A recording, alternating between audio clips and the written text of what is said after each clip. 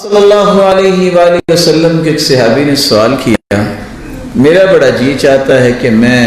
کام وہ کروں جو اللہ کے ہاں بڑے پیارے ہیں، محبوب ہیں، جس کے نتیجے میں بھی اللہ کا پیارا بن جاؤں، اللہ کا محبوب بن جاؤں، تو کیسے بن سکتا ہوں؟ آپ نے فرمایا احب الکلام الی اللہ،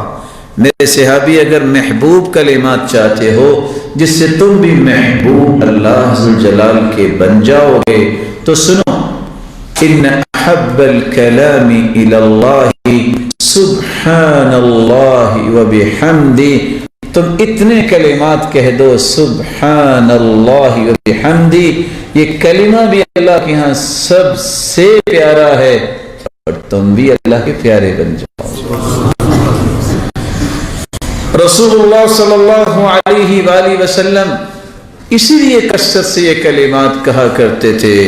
سبحان اللہ وبحمدہ، استغفر اللہ واتوب الیہ۔ اور آپ صلی اللہ علیہ وآلہ وسلم نے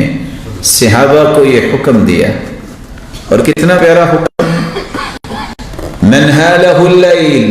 ان یکابدہ وبخل بمال ان ينفقه وجبن في القتال بعدو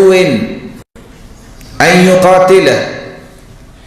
جس کے پاس مال نہیں کہ وہ خرچ کر سکے، بخیل ہے،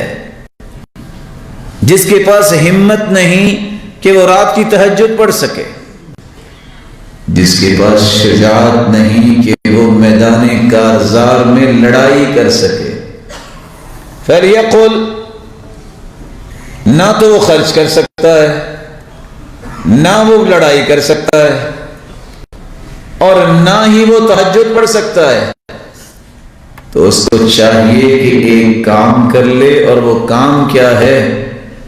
وہ اللہ کے رسول صلی اللہ علیہ وسلم نے فرمایا سبحان اللہ وبحمدہ، یہ کثرت سے پڑھ لے، فَإِنَّهَا أَحَبُّ إِلَى اللَّهِ مِن جَبَلِ ذَهَبٍ يُنْفِقُهُ فِي سَبِيلِ اللَّهِ، ایک سونے کا پہاڑ ہو، اس کا کوئی مالک بن جائے، پھر وہ سارے کا سارا اللہ کی راہ میں خرچ کر دے، اس سے بہتر یہ کلمہ ہے سبحان اللہ وبحمدہ۔